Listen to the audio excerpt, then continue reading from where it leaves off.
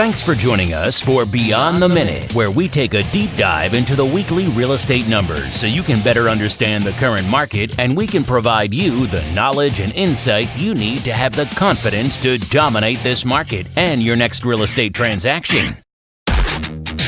Welcome to the Monday Morning Market Minute. A single family inventory from South San Francisco to Redwood City right now is 202, exactly the same number as last week. We had 43 homes come on the market. That's down from last week's whopping 58. And we had 39 homes go into contract. That's up from last week's 28. And right at that number, we like to see 40 week in and week out. Condominiums right now, 104 condominiums on the market. That's down from 109 last week. We had 19 condominiums come on the market and 21 condominiums going to contract. Now that is a great number. Also, we had 10 homes either withdraw, cancel, or come out of the expire from the marketplace, and we had 26 price reductions. That's a huge number and the highest number for 2019. So total from South San Francisco to Redwood City, single family homes and condominiums inventory is 306. And now, your hosts, with over 60 years of local Bay Area experience and hundreds of millions of dollars of closed real estate transactions, Timothy and Dan Gilmartin. Hello, this is Dan Gilmartin sitting down with the president of the Gilmartin Group, my brother, Timothy D. Gilmartin, and welcome to episode 23 of Beyond the Minute, where Tim and myself continue to unpack the Monday Morning Market Minute. Good morning, Tim. Good morning, Dan. You know, it's the second week of June 2019, and after hitting a new peak again the week before, last week inventory went down while bouncing back with a healthy number of sales. With the reality of the increased inventory should translate into more sales, and if we see it differently, then we know the market is setting up for a potential shift. As we've stated, June and July is usually when we have a peak in inventory. So having higher inventory is to be expected, but I find it amazing to see the inventory drop the way it did. Some more good news is we had 40 single family homes go into contract last week, which is up from the 27 the week before. We also had 39 single family homes close escrow last week, which is slightly down from the week before. And out of the 39 closings, the list price to sales price ratio was 103%, which is up from the 101.5% the week before. And the average days on market was 25, which is way up from 17.5, mainly because we had a few homes in Hillsborough that took a long time, one being 158 days, and a home in Burlingame that took 70 days, plus a home in San Bruno that took 59 days. So Tim, after hearing the numbers, what are your thoughts? Well, Dan, that's pretty amazing that we're still seeing a list price to sale price ratio over 100% with that kind of 25 days on the market. But then you look at the anomaly of those four homes, and you got to know that they probably reduced their price several times. They actually hit the list price to sale price ratio to a negative effect. Isn't it amazing the 3 or 4 sales can skew your number like that? Which, by the way, points out why 1 week of numbers is just 1 week of numbers. The trend of the numbers over the weeks is the thing to follow, and why we do this every single week so that we can keep track of, exactly what direction we're going at the moment. Absolutely. If we extrapolate those few homes that with the big DOM, days on market number, we will see that it's more. I bet you normal. get back closer to 15 days. Exactly. The homes that sell in 15 days, and they sell for equal to or greater than price. And the homes that don't sell are the ones that sell after 15 days at less than asking price. And it takes the buyers time to work it out with the sellers. And if it's 150 days, we've probably reduced the price 3 times by then to try to find a buyer to then get the property sold. Because, frankly, as we've talked about in Hillsborough equates to like 3% or 5% of the total inventory, total number of homes in the market we track, and yet their inventory equates to about 15% of the total inventory. So, their dynamic is about a third of the rest of the marketplace there, or they all take longer to sell in Hillsborough. Yeah. Brings us to Tales of the Street. Although inventory went down, the action on the current active listings seemed a little slow. I have to admit that the properties that we had out last week, our open houses were not as busy as we expected. We had 3 calls for offer this week on property, and one in San Carlos, 2 in Burlingame. They, 2 of them had multiple offers under asking price, and one of them had I think only one might have had 2 offers, but sold for asking price. And that's the in Easton Edition Burlingame, where we usually get 10 offers. So, part of it probably is these asking prices that we're putting on properties now reflect the sales we had in March and April. Mm-hmm. And I think part of it is that inventory is up, and we're right just above a 5-week market right now. And below 5 weeks means multiple offers, and above 5 weeks doesn't. Right. I think that a potential reality is that when sellers see what's been selling, and they say, oh, if that sold for that, then mine's this, so they have a different start price. And so then the buyers look at that and say, oh, that means I have to pay more than that? That could possibly be a reason why we saw less activity on great listings. Well, the sellers need to understand that every buyer looks at a price and just adds 10% to it in our marketplace. Now, even though most of our goal isn't 10% over asking, I mean, you're going to talk about a property today that went well over asking. Well, most of them, on average, 3% over asking, right? But when a buyer looks at your price and adds 10% to it and decides, I don't think so, that's when you've missed your marketing price. And that's why your marketing price has to leave room for them to say, I don't know about 10%, but I'll pay 5% more, and that becomes part of the offering process. And that's how we get these properties sold. And the problem is not that they're selling for more than price. It's that the expectation is that they're selling for more than price. So everybody's doing the math the moment they're looking at the property and the price. Right. So then they're saying, okay, well, I mean, I like that home. I'd get involved. But if that, hitting the calculator and seeing a particular number, saying, you know what, I'll just watch. And if it doesn't, then we'll take the opportunity, and then no one shows up. Right. And we've learned, by the way, that if we price the property at its value, if it's worth $1.3 million and we price it at $1.3 million, we're going to be past the 17 days because the buyer thinks we want $1.4 million.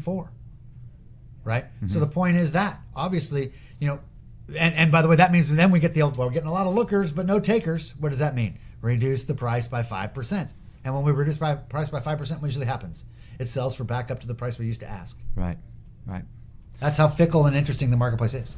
That brings us to, that sold for what? I'm going to take us to San Bruno.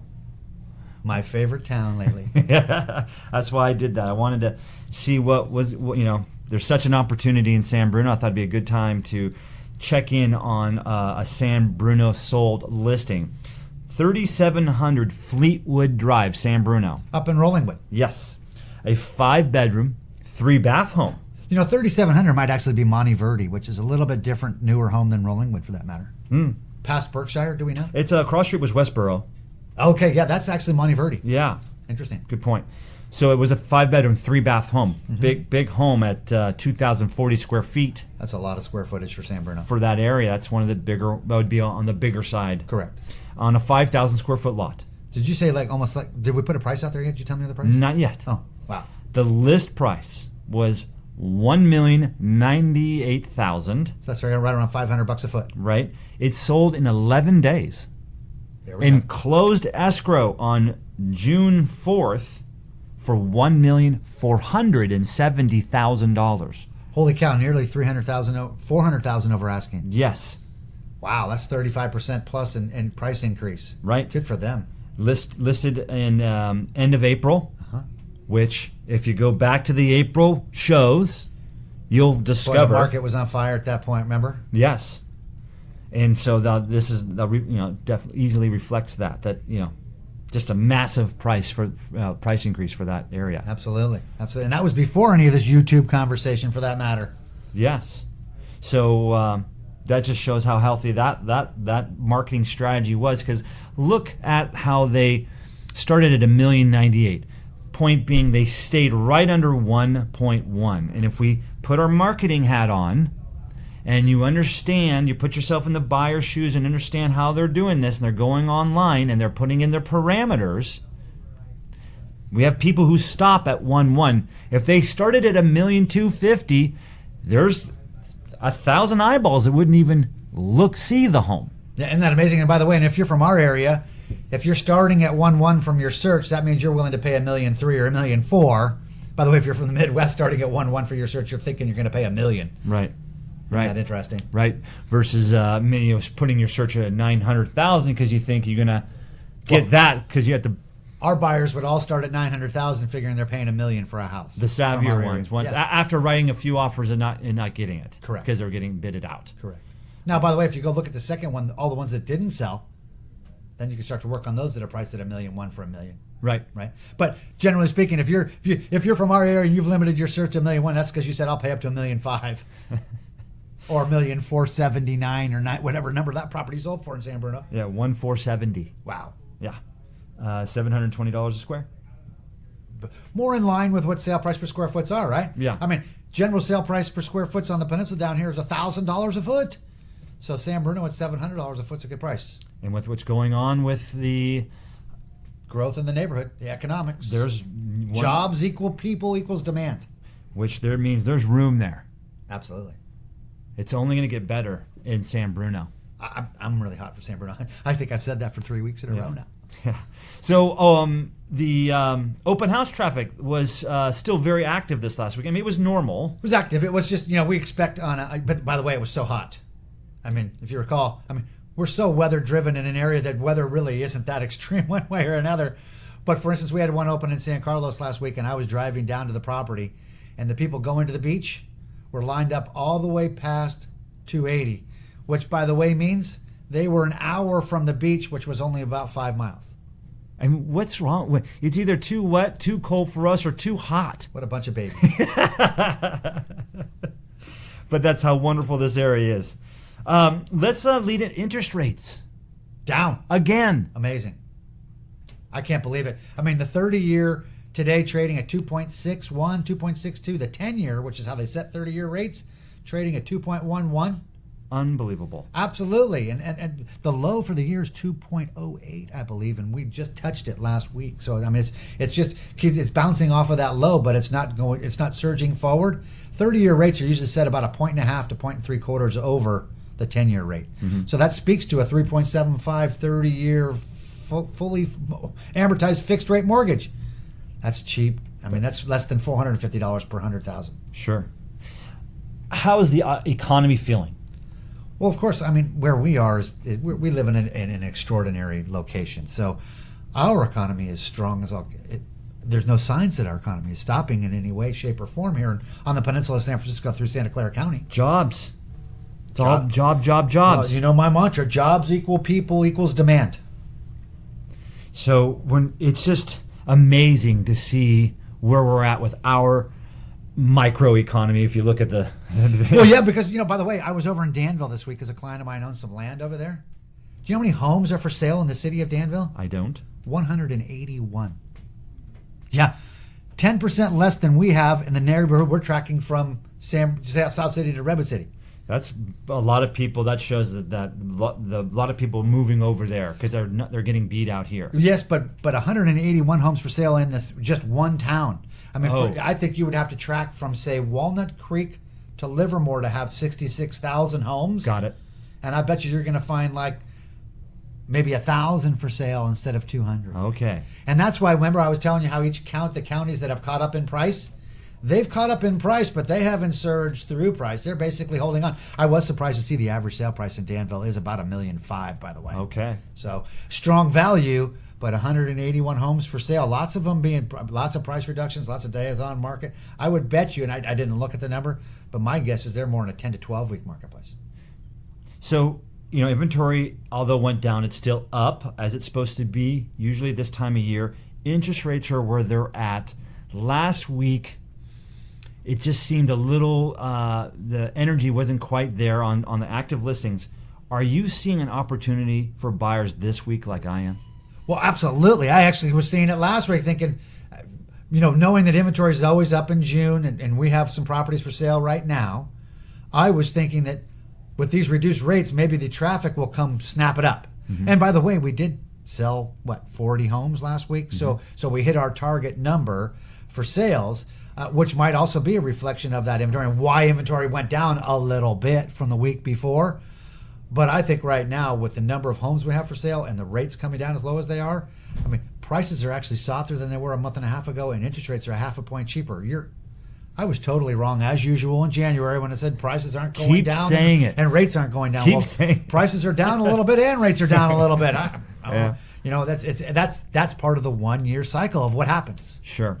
You know, there could be a little confusion out there, and in confusion does lie opportunity. Yep. This week, I'm telling you, my crystal ball, can only go out a few days. I just have this feeling. I think I said this last week, but I feel it even more right now that this could be an incredible opportunity for buyers. I absolutely agree. As stated in the previous comment there with that is that the prices are not as strong as they were, and rates being down, it's a better value for a buyer today. There's a great opportunity to get out there and buy a home. There's lots of homes for sale, and we're sort of back in that February feeling of squishy. So besides having the right marketing price, what's the next best thing a seller can do to ensure a successful sale? Making sure their home is prepared for the sale. In other words, the condition that people want to see it in. And those are things that can be done for a low cost with a high return. Mm-hmm. Like paint, landscaping, staging. Right. Those things return like $5 for every dollar you spend on that. How does that reflect? I mean, if I were to tell you the range of value in your home was $1 million to $1.1 million, that means if we leave it the way it is, it's going to sell for $1 million. And if we spend $5,000 to $10,000, we're going to get up to $1.1 million. Mm-hmm. 10 times the dollar you spend, 5 times the dollar you spend is worth it at that point in time. You do that, you put the attractive marketing price on there. Well, now we're marketing an attractive property at an attractive value, which creates what? Energy, and offers, options, and price. Right. Not only do you get a good price, you get your terms. Yeah. What other questions are you getting this last week? Any? I didn't get any questions. Got the comment of the market being soft. I was sort of surprised. The guy says it looks like the market's softening, and I'm thinking at that moment, yeah, but no. I suppose I would have to say maybe a little bit at this point in time, and yet, we had 40 sales, like you said, last week, which is a strong week's worth of sales. Inventory went down a little bit last week, but of course, inventory is over 300. Remember, inventory earlier this year at 150? Yeah. Right? With 40 sales at 150 is a whole different than 40 sales at 200 for the houses and 100 for the condos. So 40 of 200 is different than 40 of 100. I think I keep seeing reasons as we talk here why this week is such an opportunity for buyers. Absolutely. A lot of choices and great rates. Right. Super. Well, I'm looking at the clock here. We're towards the end of the show here. A lot of great information. Can't we talk about it for another hour or two? I could talk about this stuff. Well, that's what I do all day. Talk about this stuff all day. Well, if you want to continue to be in the know what's really going on with the Mid-Peninsula real estate market, then simply stay tuned to the weekly Monday Morning Market Minute and Beyond the Minute to discover if the inventory has any dramatic shifts, if sales are staying on pace, or if there are any market events that could lead to change. Thank you again for listening, and if you have any questions, continue to go to our website and email Tim. Our website is thegilmartins.com, and Tim's email is tim@thegilmartins.com. I'm Dan@thegilmartins.com. Plus, when you decide to subscribe to the show on iTunes, Google Play Store, Stitcher, Spotify, or Pandora, you can always feel comfortable. You won't miss out on the newest episodes. Also, it would be great if you could leave a 5-star review, which makes a big difference in spreading the word out to even more people. We thank you again. We hope you have a great day, and we'll certainly speak with you next week. Hey, thanks, Dan. And by the way, don't forget, we did have a few people respond to our webinar about income property, how to establish a value of income property, how to value your property, so on and so forth. We'd like to have a few more than that before we put the webinar together. So if you're interested in understanding how to value your income property, hit the comments section below and send us that comment that you're interested in. We'll get this webinar set up. At the moment, we have a few, so I probably just do that individually for them. But when we get 10 or 20, where in fact people can then interact via the webinar, it makes it a more interesting presentation for everybody. That would be fantastic. I mean, it would be. I've made that presentation, by the way, to thousands of people. I've been in the. It is fabulous. So it really opens up your eyes to how to evaluate real estate and get you excited about real estate and all the opportunity that's out there. Exactly. Super. Okay, great show, and happy Father's Day this weekend to all the fathers out there, and we look forward to talking to you next week. Thank you, Dan. Thank you.